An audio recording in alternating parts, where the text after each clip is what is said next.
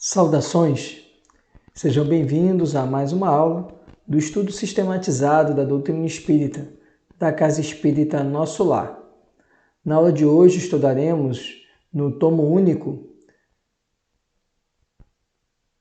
o módulo 7, Fenômenos de Emancipação da Alma, roteiro 3, Sonambulismo, Êxtase e Dupla Vista. Inicialmente, vamos analisar o sonambulismo. No Livro dos Espíritos, questão 425, Kardec fez as seguintes perguntas. O sonambulismo natural tem alguma relação com os sonhos? Como explicá-lo?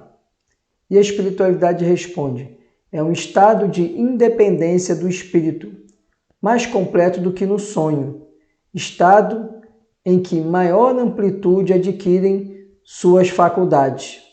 A alma tem então percepções de que não dispõe no sonho, que é um estado de sonambulismo imperfeito. Sobre essa questão e essa resposta, Kardec segue fazendo alguns comentários. No sonambulismo, o espírito está na posse plena de si mesmo. Os órgãos materiais, achando-se de certa forma em estado de catalepsia, deixam de receber as impressões exteriores. Esse estado se apresenta principalmente durante o sono, ocasião em que o espírito pode abandonar provisoriamente o corpo, por se encontrar este gozando do repouso indispensável à matéria. Quando se produzem os fatos do sonambulismo, é que o espírito, preocupado com uma coisa ou outra, se aplica a uma ação qualquer, para cuja prática necessita de utilizar-se do corpo. Serve-se, então, deste, como se serve de uma mesa ou de outro objeto material no fenômeno das manifestações físicas, ou mesmo como se utiliza da mão do médium nas comunicações escritas. Nos sonhos de que se tem consciência, os órgãos, inclusive os da memória, começam a despertar. Recebem imperfeitamente as impressões produzidas por objetos ou causas externas e as comunicam ao espírito, que então, também em repouso, se experimenta do que lhe é transmitido. Sensações confusas e a miúde desordenadas, sem nenhuma aparente razão de ser, mescladas, que se apresentam de vagas recordações, quer da existência atual, quer de anteriores. Facilmente, portanto, se compreende que os sonâmbulos nenhuma lembrança guardam do que se passou quando estiveram no estado sonambúlico, e porque os sonhos de que se conserva a memória, as mais das vezes não têm sentido. Digo as mais das vezes porque também sucede serem a consequência de lembrança exata de acontecimentos de uma vida anterior, e até, não raro, uma espécie de intuição do futuro. Vemos então que no sonambulismo, o espírito ou alma, o espírito encarnado, ele se encontra numa situação de maior independência, ou seja, é como se ele estivesse totalmente ou mais francamente capaz de ter as percepções do mundo extramaterial, do mundo espiritual. E ele tem essas percepções que não se confunde com o sonho, porque no sonho ele tem essas percepções, mas ainda essa vinculação com o corpo físico ainda se mostra mais contundente, porque os órgãos, e por isso ele tem a memória, os órgãos eles atuam nesse processo do sonho. O espírito, então, ele desdobra, ele se afasta do corpo físico, mas o corpo físico ainda sofre algumas impressões do que o espírito está percebendo no mundo espiritual. No sonambulismo, não. No sonambulismo, o espírito, a alma, o espírito encarnado, ele se desprende, continua ligado ao corpo físico, mas o espírito, como ele tem maior independência, ele é mais capaz de ter percepções do que está acontecendo no mundo espiritual, sem que o corpo físico sofra essas impressões. Em razão disso, o espírito ele tem maior amplitude de percepção lá no mundo espiritual, do que está acontecendo no mundo espiritual, no mundo extrafísico.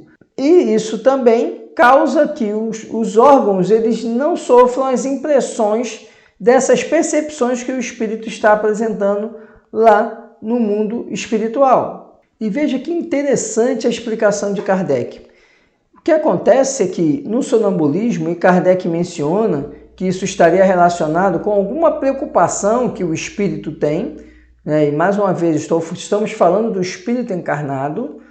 Em razão dessa preocupação que o espírito tem, ele atua de uma maneira extrafísica, mas para ele fazer aquilo que o preocupa, ele necessita do corpo físico.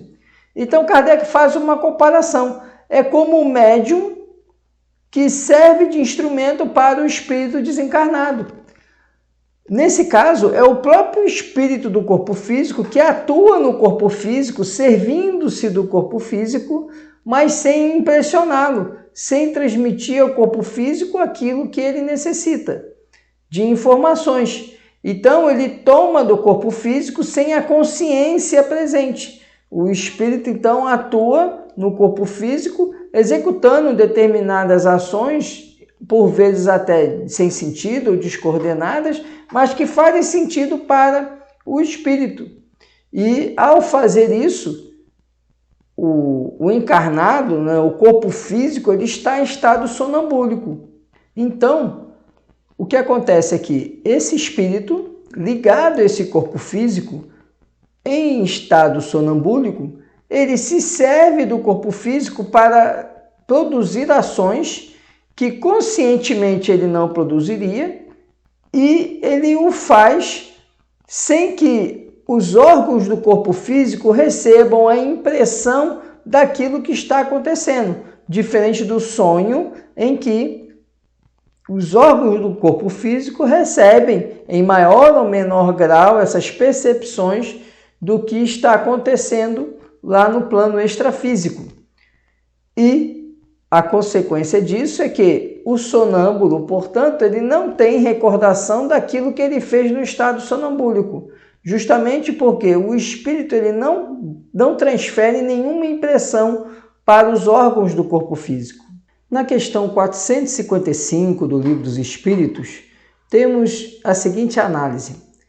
Os fenômenos do sonambulismo natural se produzem espontaneamente e independem de qualquer causa exterior conhecida. Em certas pessoas dotadas de especial organização, porém, podem ser provocados artificialmente pela ação do agente magnético. O estado que se designa pelo nome de sonambulismo magnético apenas difere do sonambulismo natural, em que um é provocado enquanto o outro é espontâneo. O sonambulismo natural constitui fato notório que ninguém mais se lembra de pôr em dúvida, não obstante o aspecto maravilhoso dos fenômenos a que dá lugar. Por que seria então mais extraordinário ou irracional o sonambulismo magnético? Apenas por produzir-se artificialmente, como tantas outras coisas? Os charlatães o exploram, dizem. Razão há mais para que não lhes seja deixado nas mãos. Quando a ciência se houver apropriado dele, muito menos créditos terão os charlatães junto às massas populares. Enquanto isso não se verifica, como o sonambulismo natural ou artificial é um fato e como contra fatos não há raciocínio possível, vai ele ganhando terreno, apesar da má vontade de alguns no seio da própria ciência, no qual penetra por uma imensidade de portinhas, em vez de entrar pela porta larga.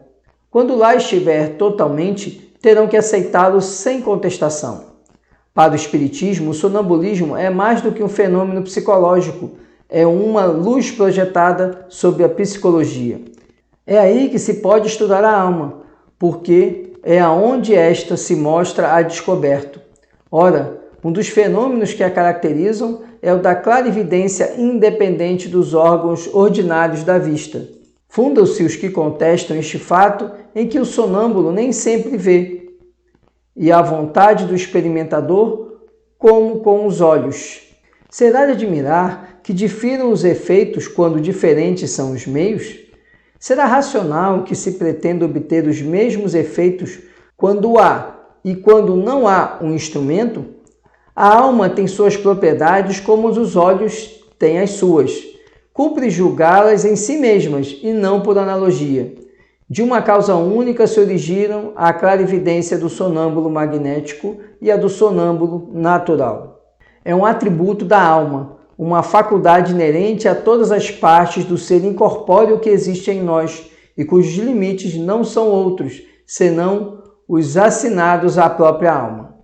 O sonâmbulo vê em todos os lugares em que sua alma possa transportar-se, qualquer que seja a longitude. No caso de visão à distância, o sonâmbulo não vê as coisas de onde está o seu corpo, como por meio de um telescópio. Vê-as presentes, como se achasse no lugar onde elas existem, porque sua alma, em realidade, lá está. Por isso é que seu corpo fica como que aniquilado e privado de sensação, até que a alma volte a habitá-lo novamente. Essa separação parcial da alma e do corpo constitui um esforço anormal, suscetível de duração mais ou menos longa, porém não indefinida. Daí a fadiga que o corpo experimenta após certo tempo, mormente quando aquela se entrega a um trabalho ativo. A vista da alma ou do espírito não é circunscrita e não tem sede determinada, eis porque os sonâmbulos não lhe podem marcar órgão especial. Vêm porque vêm, sem saberem o motivo nem o modo, uma vez que, para eles, na condição de espíritos, a vista carece de foco próprio. Se reportam ao corpo, esse foco lhes parece estar nos centros em que maior a atividade vital, principalmente no cérebro, na região do epigástrio ou no órgão que considerem o ponto de ligação mais forte entre o espírito e o corpo. O poder da lucidez sonambúlica não é ilimitado. O espírito, mesmo quando completamente livre, tem restringido os seus conhecimentos e faculdades, conforme o grau de perfeição que haja alcançado. Ainda mais restringidos os tem quando ligado à matéria, a cuja influência está sujeito. É o que o motiva não ser universal nem infalível à clarividência sonambúlica. E tanto menos se pode contar com a sua infalibilidade, quanto mais desviada seja do fim visado pela natureza e transformada em objeto de curiosidade e de experimentação. No estado de desprendimento em que fica colocado o espírito do sonâmbulo, entra em comunicação mais fácil com os outros espíritos, encarnados ou não encarnados. Comunicação que se estabelece pelo contato dos fluidos que compõem os perispíritos e servem de transmissão ao pensamento como o fio elétrico. O sonâmbulo não precisa, portanto, que se lhe exprimam os pensamentos por meio da palavra articulada.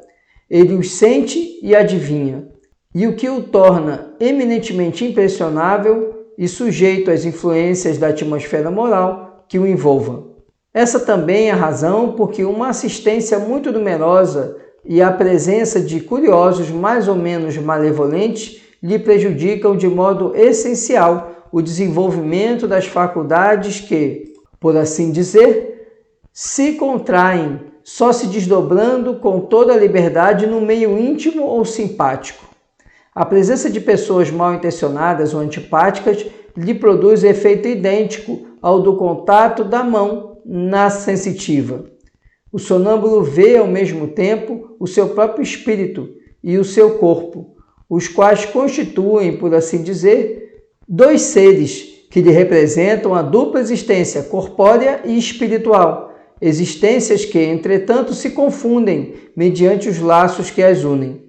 Nem sempre o sonâmbulo se apercebe de tal situação, e essa dualidade faz que muitas vezes fale de si como se falasse de outra pessoa. É que ora o ser corpóreo que fala ao ser espiritual, ora é este que fala àquele.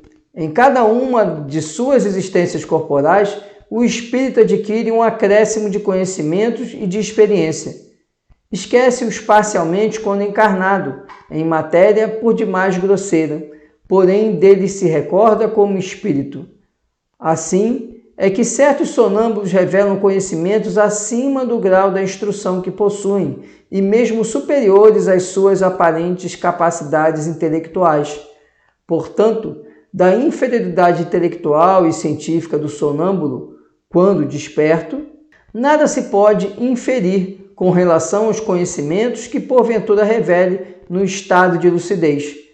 Conforme as circunstâncias e o fim a que se tenha em vista, ele os pode aurir da sua própria experiência, da sua clarividência relativa às coisas presentes, ou dos conselhos que receba de outros espíritos.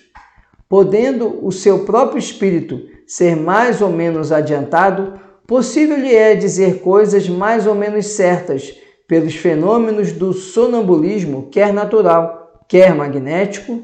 A providência nos dá a prova irrecusável da existência e da independência da alma e nos faz assistir ao sublime espetáculo da sua emancipação.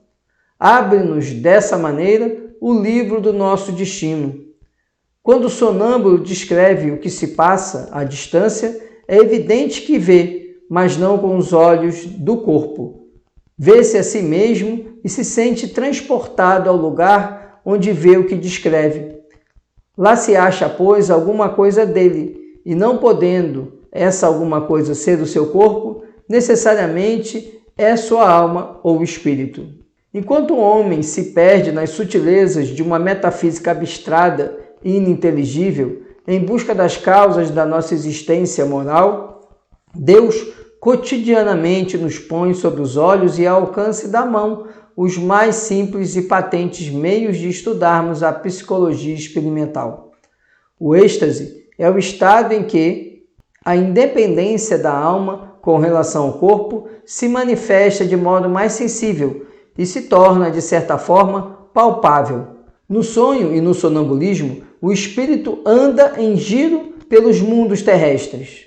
No êxtase, penetra em um mundo desconhecido, o dos espíritos etéreos com os quais entra em comunicação, sem que, todavia, lhes seja lícito ultrapassar certos limites, porque, se os transpusesse totalmente, se partiriam os laços que o prendem ao corpo.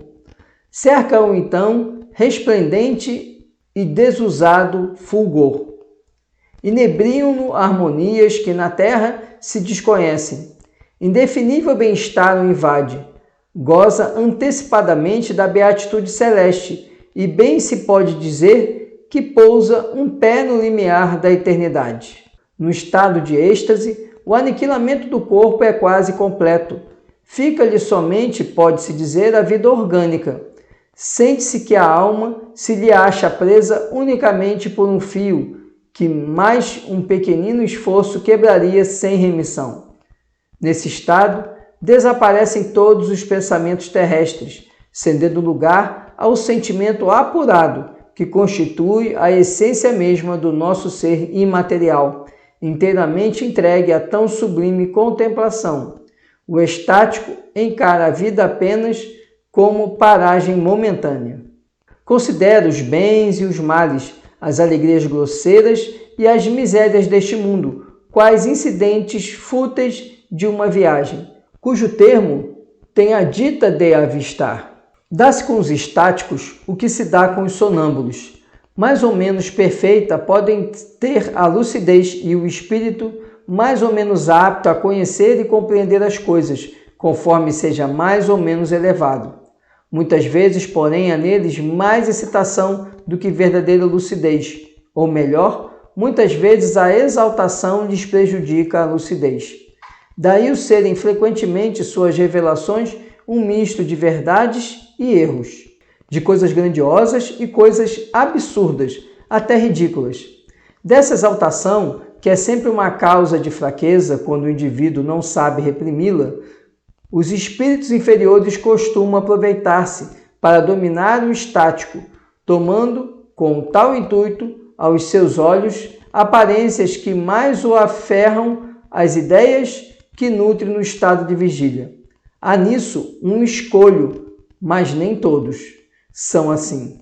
Cabe-nos tudo julgar friamente e pesar-lhes as revelações na balança da razão. A emancipação da alma se verifica às vezes no estado de vigília e produz o fenômeno conhecido pelo nome de segunda vista ou dupla vista, que é a faculdade graças à qual quem a possui vê, ouve e sente além dos limites dos sentidos humanos.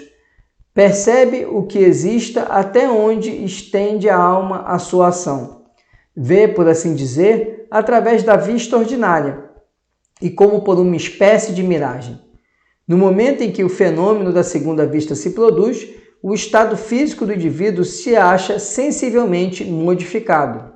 O olhar representa alguma coisa de vago. Ele olha sem ver.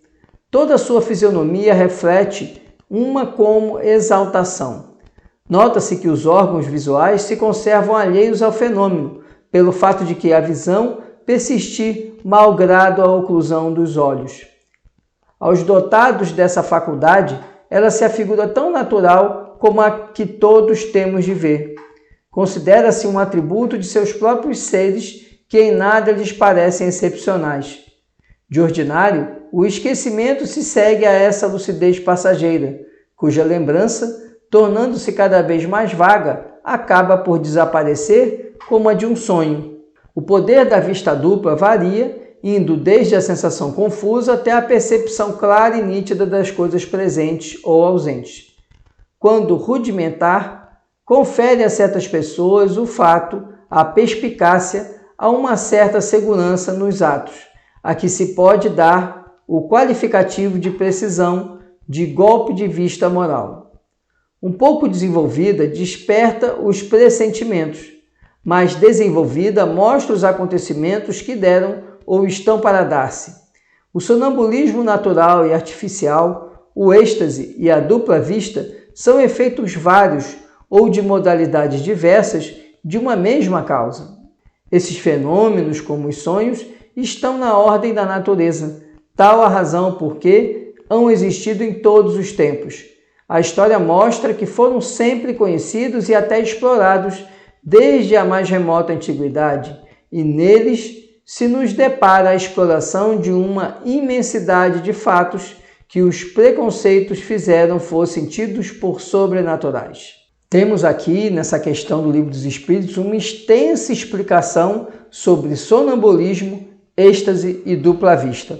Então vamos analisar essa resposta, que é um ensinamento muito rico sobre esses três fenômenos, de acordo com a sequência que ela nos foi apresentada por Kardec. Primeiro aspecto é que o sonambulismo ele é um evento que pode ser provocado, que ele chama de sonambulismo magnético, ou pode ser espontâneo, que ele trata como sonambulismo natural. No sonambulismo natural, ele é espontâneo, ou seja, ele não depende de nenhuma causa exterior para que venha a se manifestar. Temos então que no sonambulismo, a alma, que é o espírito encarnado, se mostra a descoberto, se mostra independente, se mostra livre das percepções dos órgãos do corpo físico. E no sonambulismo, uma das características que ele demonstra é a clarividência. O que é clarividência? É o indivíduo enxergar algo ou situações que não são visíveis no mundo material. E a clarividência ocorre exatamente porque o sonâmbulo ele se mantém de olhos fechados. Ele se mantém ali sem utilizar os olhos do corpo físico, sem utilizar o sentido da visão, mas ele enxerga. Então, o que ele enxerga, o que esse espírito enxerga, nada mais é do que aquilo que o espírito tem a percepção do ambiente onde ele está ou para onde ele se deslocou.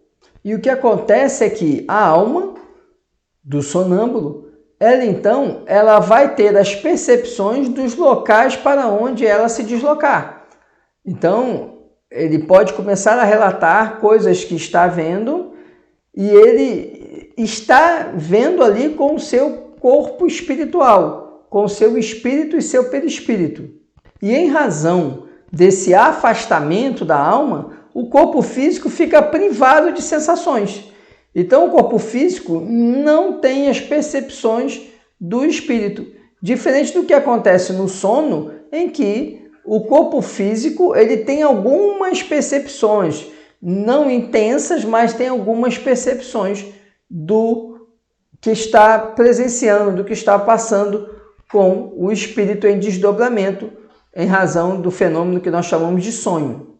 E no sonambulismo, a lucidez, ou seja, o encarnado, a alma, não tem uma lucidez muito determinada. Ele não consegue ter uma percepção consistente daquilo que ele está vendo ou sentindo ou captando no local, no ambiente do mundo espiritual onde ele se encontra. E esse nível de percepção vai depender do grau de adiantamento do espírito. Quanto mais avançado o espírito, maior a sua capacidade de percepção. E o que acontece é que durante o fenômeno sonambúlico, a alma, então, tem contato com espíritos encarnados e desencarnados. Então, estando lá no mundo espiritual, estando em outra dimensão, esse espírito encarnado, essa alma, vai ter contato com espíritos de toda a ordem, tanto encarnados como desencarnados. E como então que esse espírito do sonâmbulo, ele se comunica? Ele se comunica, como Kardec aponta, através de fluidos. Que fluidos? Os fluidos que permeiam o seu perispírito. Então, esses fluidos entram em contato com os fluidos dos outros espíritos, repetindo, de encarnados ou desencarnados, e então existe o diálogo, existe a conversa.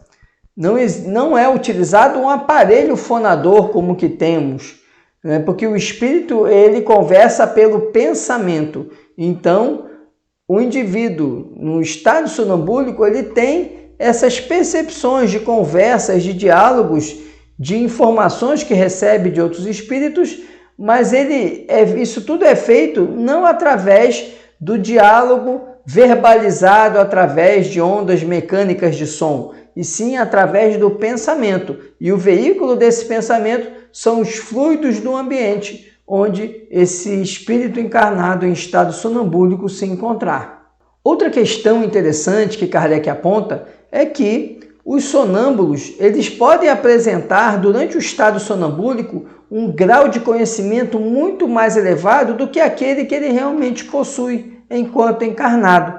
Sobre esse aspecto, Kardec informa que essas impressões que são apresentadas, esse conhecimento que é demonstrado, na verdade é resultado de conhecimentos adquiridos em vidas passadas e que agora, estando ali a alma num estado alterado que leva o corpo ao sonambulismo, a alma consegue acessar arquivos, informações que não estavam acessíveis para esse espírito encarnado. E segue Kardec agora nos apresentando o êxtase. E no êxtase ele explica que a alma, que é o espírito encarnado, tem acesso a mundos que são mundos superiores, a mundos que ele não teria ordinariamente possibilidade de alcançar.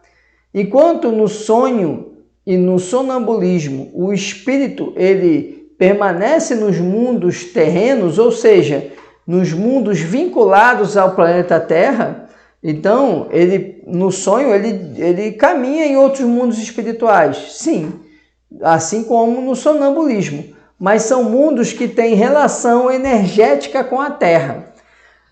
Agora, no êxtase não. No êxtase ele acessa a mundos que não estão relacionados à Terra e o espírito dele alcança mundos de ordem mais elevada e mundos que ele não consegue descrever adequadamente, mas que ele fica deslumbrado, ele fica em completo estado alterado em razão de acessar esses mundos elevados e diferenciados. E Kardec continua dizendo que no estado de êxtase é possível que o espírito ainda apresente lucidez, mas isso não é o normal. Por quê? Porque o estado ali de ele estar num mundo mais elevado e num mundo totalmente diferente das percepções que ele poderia ter dos mundos relacionados aqui com a Terra, que ele entra num grau de alteração, dada as informações e as percepções totalmente diferentes da que ele está acostumado, que esse espírito ele não consegue depois nem ter a correta percepção do que ele está ali diante, como também ele tem dificuldade de relatar aquilo que lhe está sendo demonstrado ou apresentado. E na segunda vista, Kardec explica que é como se o indivíduo vesse com os olhos da alma, se assim podemos dizer. Na segunda vista, o indivíduo ele não está visualizando as cenas que ele percebe com os olhos do corpo físico, e sim com as percepções do espírito. E Kardec encerra nos explicando que, seja no sonambulismo, seja na dupla vista, seja no êxtase, existe um ponto comum entre todos esses fenômenos, que todos eles são, na verdade, emancipações da alma em graus diferentes. Segue Kardec nos dizendo que a literatura espírita é plena de fatos de sonambulismo. Como exemplificação, eis o relato de um deles nas próprias palavras de Allan Kardec, conforme consta na Revista Espírita. Residindo em Bercy, na rua Charneton, 43, o Sr. Marilon havia desaparecido desde o dia 13 de janeiro último. Todas as pesquisas para descobrir o seu paradeiro foram infrutíferas. Nenhuma das pessoas na casa das quais estava habituado a ir o tinham visto. Nenhum negócio podia motivar sua ausência prolongada. Por outro lado, seu caráter, sua posição e seu estado mental afastavam qualquer ideia de suicídio. Restava a possibilidade de que tivesse sido vítima de um crime ou de um acidente. Nesta última hipótese, porém, teria sido facilmente reconhecido e levado para sua casa, ou pelo menos despachado para o necrotério. Todas as possibilidades apontavam, pois, para um crime, nele se firmando o pensamento, tanto mais quanto o Sr. Marilon havia saído para fazer um pagamento. Mas onde e como o crime havia sido cometido? Ninguém o sabia. Sua filha recorreu então a uma sonâmbula, a Sra. Roger, que em muitas outras situações semelhantes dera provas de notável lucidez que nós mesmos constatamos. A Sra. Roger seguiu o Sr. Marilon desde a saída da casa dele, às 3 horas da tarde, até cerca de 7 horas da noite, quando ele se dispunha a voltar. Viu descer as margens do Sena para satisfazer a uma urgente necessidade, sendo aí acometido de um ataque de apoplexia. Ela descreveu tê-lo visto cair sobre uma pedra, abrir uma fenda na fronte e depois rolar dentro d'água.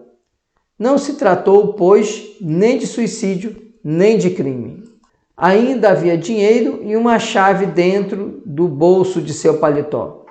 A sonâmbula indicou o local do acidente, acrescentando que o corpo não mais se encontrava no local em virtude de ter sido arrastado facilmente pela correnteza. Encontraram-no, com efeito, no local assinalado. Tinha a ferida indicada na fronte, a chave e o dinheiro estavam no bolso, e a posição de suas roupas indicava claramente que a sonâmbula não se havia enganado quanto ao motivo que o levara à beira do rio. Diante de tantos detalhes, perguntamos onde se poderia ver a transmissão de um pensamento qualquer. Aqui na Revista Espírita nós temos um relato, então, de uma situação em que o que acontece com o Sr. Marilon é depois percebido pela médium em estado sonambúlico.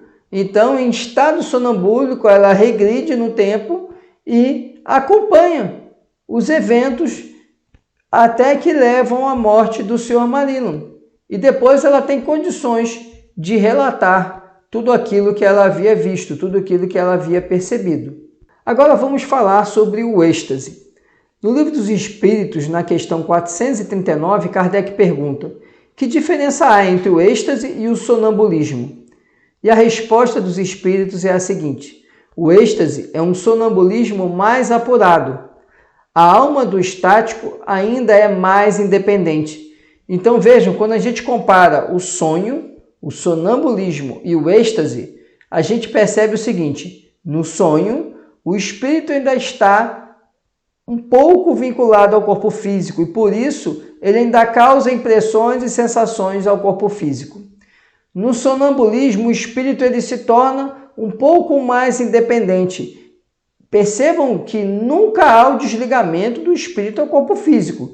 Se isso acontecesse, obviamente haveria o fenômeno da morte. Mas aqui no sonambulismo, o grau de relação com os órgãos do corpo físico ele é muito menor. E ainda tem um grau ainda mais elevado, que é o êxtase. No êxtase, o indivíduo ele entra numa condição em que o espírito ele não tem mais nenhuma impressão do corpo físico e, ao contrário, é como se ele nem quisesse ter contato com o corpo físico. Tanto é que nós vimos Kardec, na questão que nós lemos anteriormente, dizer que, por vezes, esse estado de êxtase pode ser tão intenso que o espírito aceite e deseje romper esse laço, porque o êxtase exatamente se caracteriza por ascender, por acessar mundos de ordem muito mais superior do que a Terra. No Livro dos Espíritos, na questão 442, Kardec pergunta: se deixasse o estático entregue a si mesmo, poderia sua alma abandonar definitivamente o corpo? E a resposta obtida é que perfeitamente poderia morrer. Por isso é que é preciso se torna chamá-lo a voltar, apelando para tudo o que o prende a este mundo, fazendo-lhe, sobretudo, compreender que a maneira mais certa de não ficar lá, onde vê que seria feliz, consistiria em partir a cadeia que o tem preso ao planeta terreno. Veja que essa resposta está dentro do que eu acabei de comentar. No estado de êxtase, o espírito, a alma, o espírito encarnado, ele se encontra de tal modo num mundo onde todas as suas percepções são boas, ele se sente tão bem que sua vontade muitas vezes é permanecer lá naquele mundo. Só que se ele o fizer, ele não vai ficar naquele mundo. Se ele o fizer, ele vai, pelo contrário, se prejudicar. Então, a única maneira de ele um dia chegar naquele mundo é ele permanecer na existência em que ele se encontra e caminhar no rumo do bem. Então, por isso que sugere aqui a espiritualidade que o encarnado, né, que o indivíduo que se encontra em êxtase, ele seja convocado a lembrar daquilo que o prende aqui na Terra, da sua família, dos seus interesses, do seu trabalho, do seu convívio social, para que ele retorne e prossiga a sua jornada carnal. Do contrário, poderá haver rompimento, sim, do laço físico e o desencarne desse espírito. Só que ele não vai permanecer naquele mundo porque ele não atingiu a condição vibratória que o permita viver naquele mundo. Apenas lhe foi autorizado acessar aquele mundo naquele momento em que ele se encontra em estado de êxtase. À guisa de ilustração, extraímos da Revista Espírita de Allan Kardec o seguinte caso de êxtase, que, segundo a tradição, ocorreu com o famoso compositor italiano de música religiosa Pergolesi, que viveu no século XVIII. O fato é revelado pelo Sr. Ernest Lenordes. Sabeis com que piedade aqui celebramos, ainda em nossos dias, a despeito da debilidade da fé, o tocante aniversário da morte do Cristo, a semana em que a Igreja o relembra a seus filhos, é bem, realmente para nós, uma Semana Santa. Assim, reportando-vos a época de fé em que vivia Pergolesi, podeis pensar com que fervor o povo acorria em massa às igrejas para meditar as cenas enternecedoras do drama sangrento do Calvário. Na Sexta-feira Santa, Pergolesi acompanhou a multidão. Aproximando-se do templo, parecia-lhe que uma calma, há muito desconhecida para ele, se fazia em sua alma, e quando transpôs o portal, sentiu-se como que envolto por uma nuvem ao mesmo tempo espessa e luminosa. Logo nada mais viu. Profundo silêncio se fez em seu redor. Depois, ante os seus olhos admirados e em meio à nuvem, na qual até então lhe parecia ter sido levado, viu desenhar-se os traços puros e divinos de uma virgem, inteiramente vestida de branco. Ele a viu pousar seus dedos etéreos nas teclas de um órgão e ouviu como um concerto longínquo de vozes melodiosas que insensivelmente dele se aproximavam. O canto que essas vozes repetiam o enchia de encantamento, mas não lhe era desconhecida. Parecia-lhe que esse canto era aquele do qual não tinha podido perceber, senão vagos ecos. Essas vozes eram bem aquelas que, desde longos meses, lançavam perturbação em sua alma e agora lhe traziam uma felicidade sem limite. Sim, esse canto, essas vozes eram bem o sonho que ele tinha perseguido, o pensamento, a inspiração que inutilmente havia procurado por tanto tempo. Mas enquanto sua alma, arrebatada no êxtase, bebia a longos sorvos as harmonias simples e celestes desse concerto angélico, sua mão, como que movida por força misteriosa, agitava-se no espaço e parecia traçar, malgrado seu, notas que traduziam os sons que o ouvido escutava. Pouco a pouco as vozes se afastaram, a visão desapareceu, a nuvem se desvaneceu, e Pergolese viu, ao abrir os olhos, escrito por sua mão, no mármore no templo, esse canto de sublime simplicidade, que o devia imortalizar, o Stabat Mater, que desde esse dia todo mundo cristão repete e admira. O artista ergueu-se, saiu do templo, calmo, feliz, e não mais inquieto e agitado. Mas, nesse dia, uma nova aspiração se apoderou dessa alma de artista. Ele ouvira o canto dos anjos, o concerto dos céus. As vozes humanas e os concertos terrestres já não lhe podiam bastar. Essa sede ardente, impulso de um grande gênio, acabou por esgotar o sopro de vida que lhe restava. E foi assim que, aos 33 anos, na exaltação, na febre, ou melhor, no amor sobrenatural de sua arte, Pergolese encontrou a morte. Veja aqui que Kardec relata, na Revista Espírita, esse fato de êxtase, esse fenômeno de êxtase que envolveu o músico Pergolese. Mas o desfecho desse êxtase, embora tenha gerado para nós uma melodia maravilhosa, Pergolese ele foi arrastado pelo êxtase ao desencarne, porque ele voltou ao normal, mas ele não conseguia esquecer tudo de maravilhoso que ele tinha visto e passou a desejar fortemente retornar para aquele ambiente.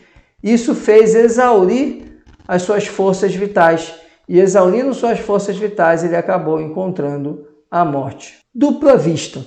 No Livro dos Espíritos, na questão 447, Kardec pergunta: o fenômeno a que se dá a designação de dupla vista tem alguma relação com o sonho e o sonambulismo?